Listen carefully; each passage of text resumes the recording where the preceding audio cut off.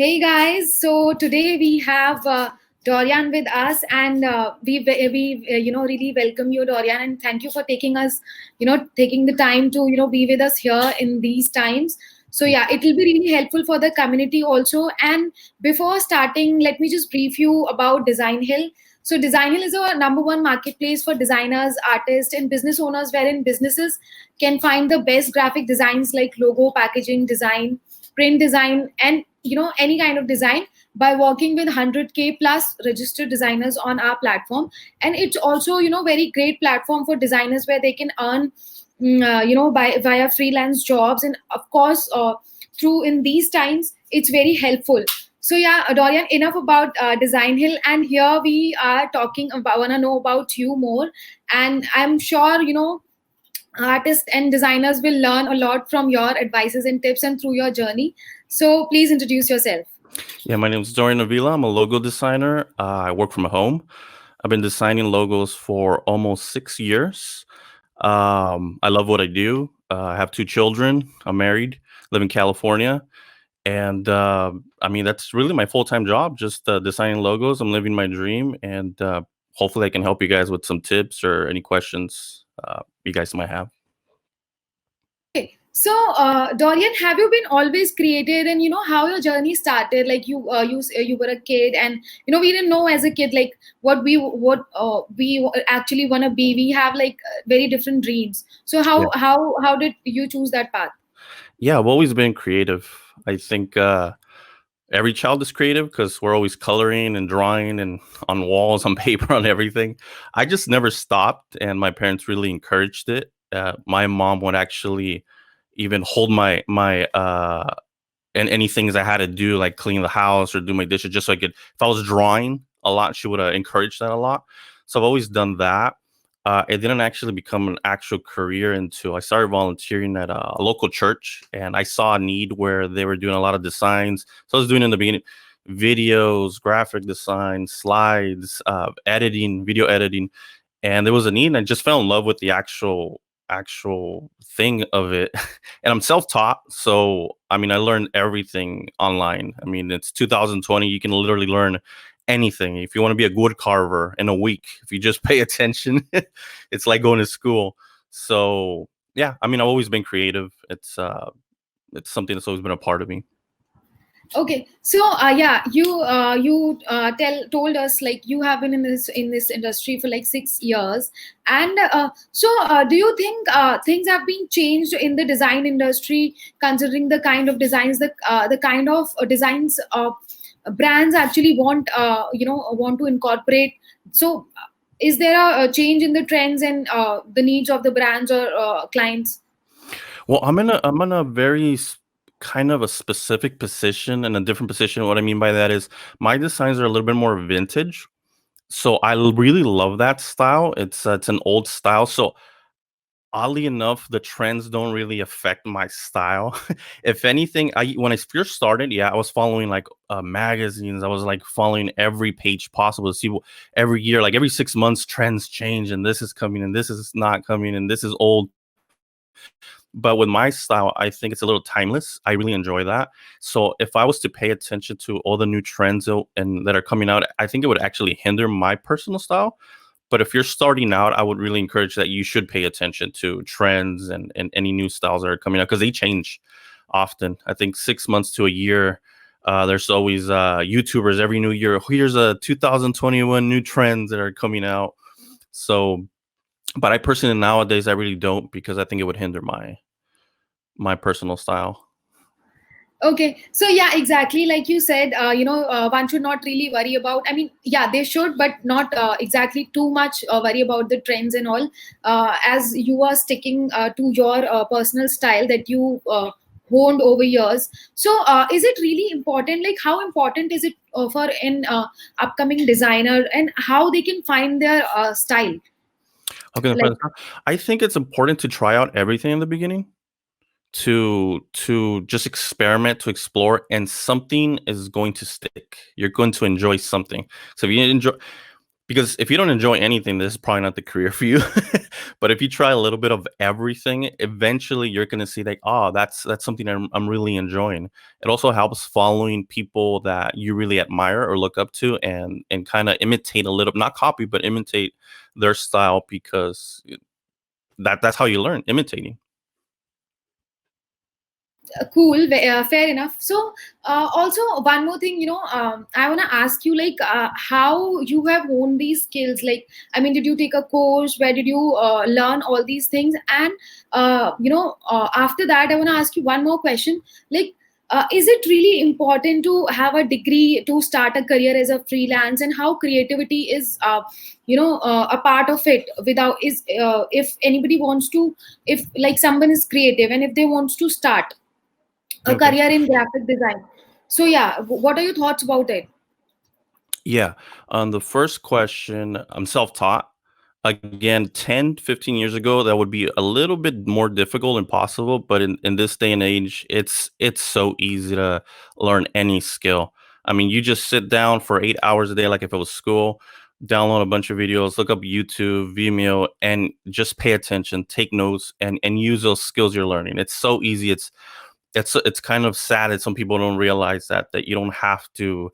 uh some people work great in classrooms, they really love it and they can afford it. So if you can afford it, and it's something that you personally, that's the way you learn, I think school is a great option. But if you are disciplined enough to be able to put in those hours every day, and I'm talking like real hours, I mean 8 hours a day on top of a full-time job in the beginning, it's very possible.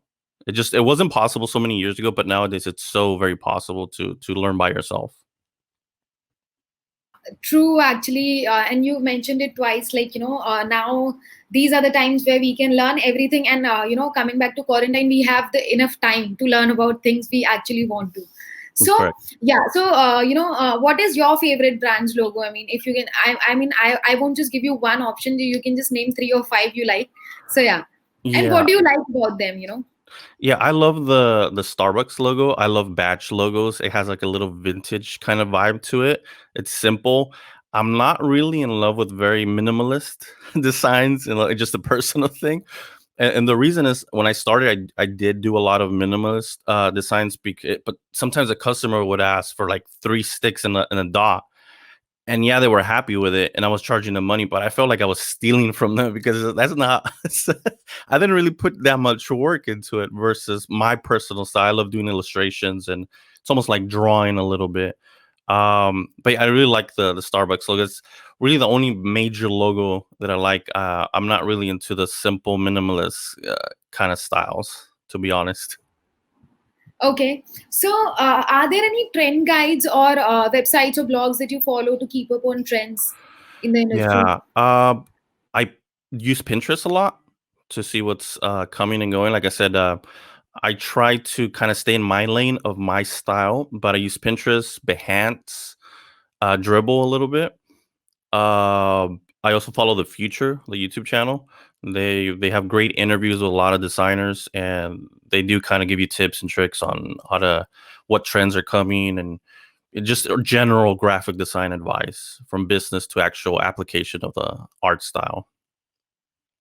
Yeah, actually, yeah, I've also heard Pinterest is a great inspiration, a place for inspiration. So, coming back to advice for designers, we get a lot of messages on our community, like, how to start, and we are a freelance artist, so how we can get more clients, or so it's not about getting clients at first, because I also got to know that. So, what are some, some set of advices which you would like to communicate to the budding designers in the community?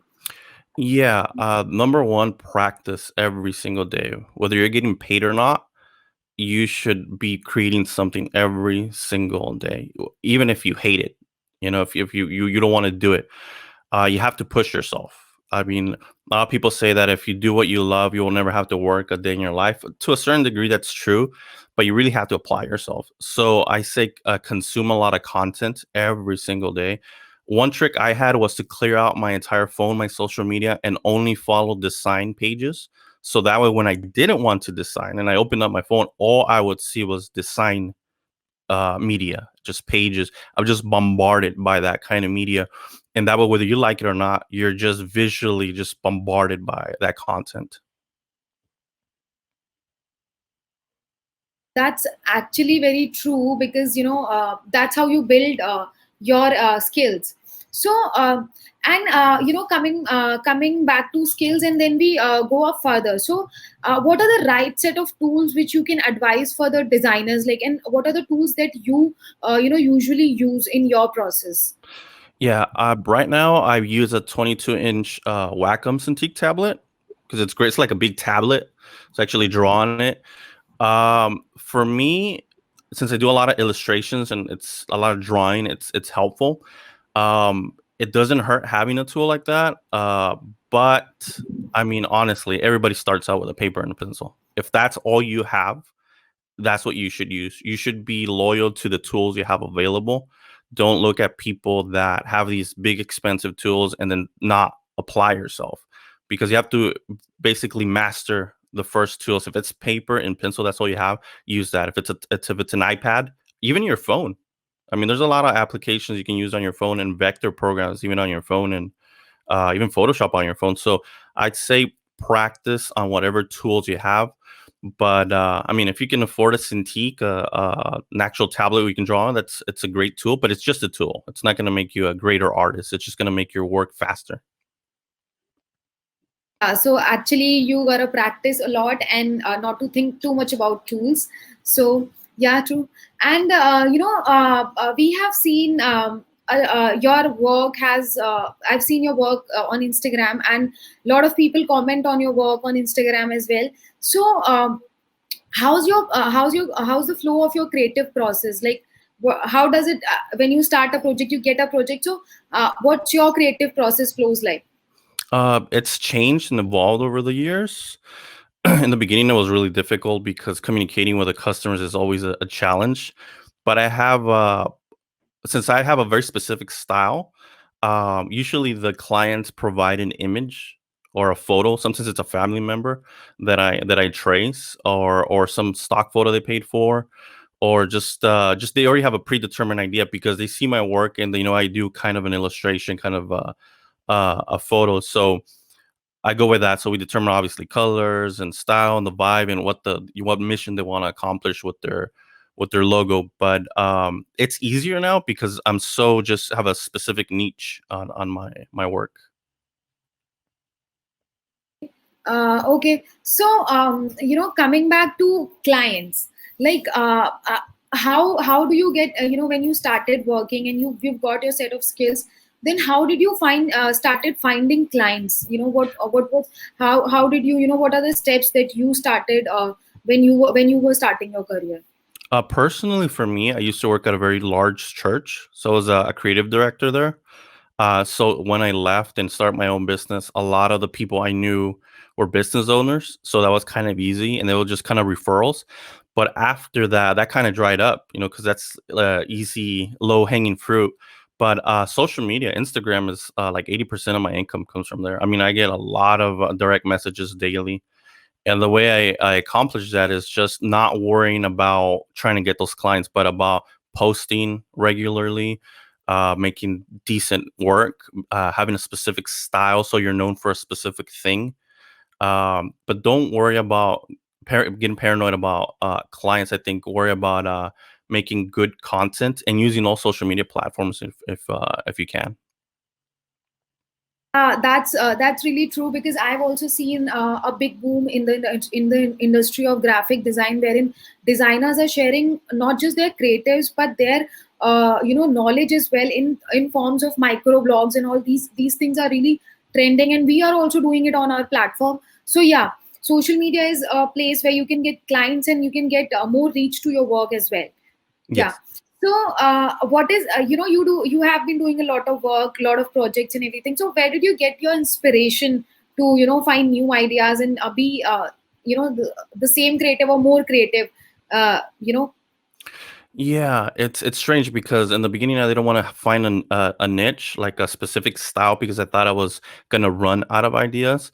But I think when you pick a specific style, there's actually just a whole nother world. So it kind of predetermines what I'm going to do because I like to focus on very surreal illustrations. So for example, a project I'm kind of working on right now, it's a mermaid. I love doing just animals crossed with people. Just they're just fun little illustrations. So I think it's infinite. It's borrowing from reality. Um, Again, when it's a customer, they already have a predetermined idea of what they want. They're very specific because they see my style. So that kind of just takes care of itself.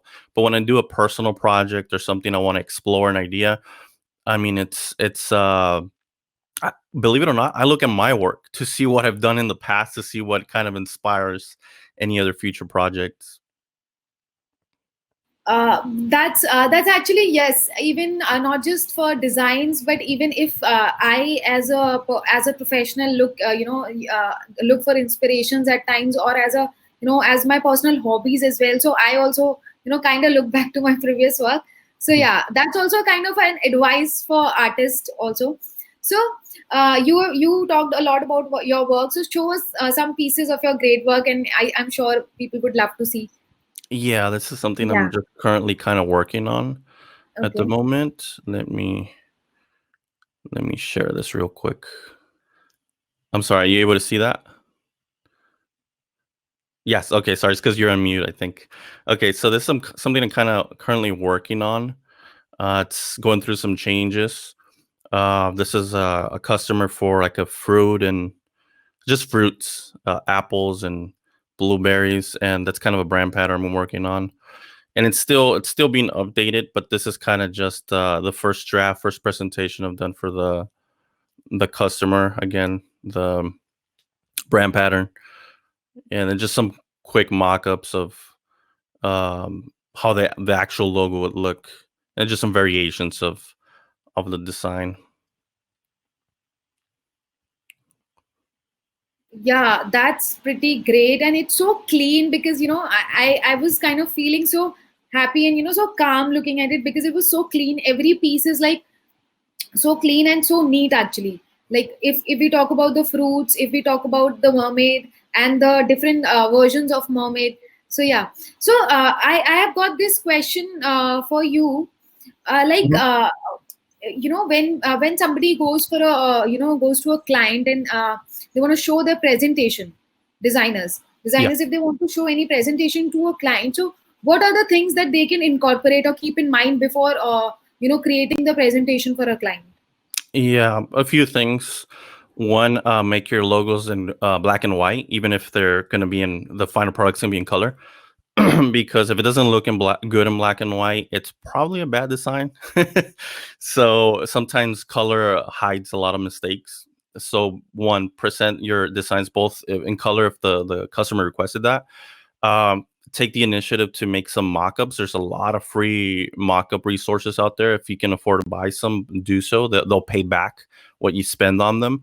But for example, if this is a fruit vendor, apply them on packaging, even if it's not exactly the final packaging, but it'll give the customer an idea of what they're buying.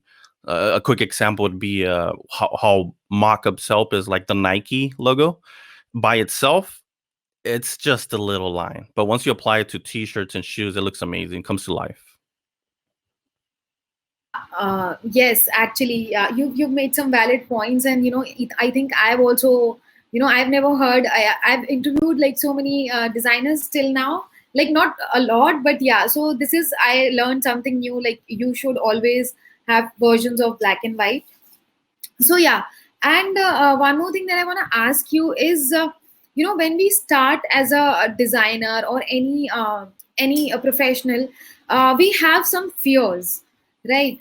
Like if we're gonna achieve something or not. So how, as a professional, as a graphic designer, how one can overcome that fear? On fear, Yeah. well, it's fear is always going to be there. Fear is actually not always a bad thing, it's a good thing. Fear kind of drives us into action, so you got to make a choice. It's bigger than it's a bigger problem than graphic design. Fear is an aspect of all parts of life. So don't expect never to be afraid. Just try to be aware that that's a part of life, and you got to push anyways. You got to not base your decisions based on your feelings. You got to base decisions on, you have to have a vision in your head, and you have to expect, I am going to be afraid, I am going to be lazy, this is going to be difficult, but I'm going to do it anyways. You got to have faith in the process and the system, because even the greatest designers still have fears. You see a lot of podcasts with amazing graphic designers that make millions of dollars. There's a healthy amount of fear. Just be aware that that shouldn't be an indicator of how much work you should be putting out. I mean, it's always going to be a part of life, but just push anyways. Yeah, so it's a real practical advice. And so we're coming to the end of the session. And you mentioned like some of the great designers. And so my last question to you would be like, what are your favorite designers from the past? And if you could name a few designers right now in the industry, which you like to follow, and you keep a tab on their work, Yeah. which inspires you. Yeah, right now there's two big ones, possibly a third one. One's Peter Voth. He's a big deal as far as the style I do. Stephen Noble, he kind of does the same thing I do, but he does more traditional on paper and traditional media. He does some digital stuff, but it's just traditional. He's been doing this for like 30 something years. Another one is a lady, forget her name. I think it's Sarian, oh my goodness, I don't want to mess up her last name. On her profile says CBT, but she does a lot of vintage styles. She doesn't have a big following on Instagram, but she does beautiful, beautiful work. And there are three people that really inspire me on a daily basis. Okay, so no problem. You just text me the name of that lady designer, and we'll put up in the YouTube link also. Fantastic. So it was a great session with you, and thank you for taking out the time to have a chat with us, and making the community feel a bit more knowledgeable. So guys, give us him a follow on Instagram. We'll be sharing his Instagram link in the bio, and give us a follow on Instagram as well. So yeah, see you then. Thank you so Thank much, you. Dorian. Thank you. Thank you for See having you. me. Thank you. Thank you. Bye. Bye.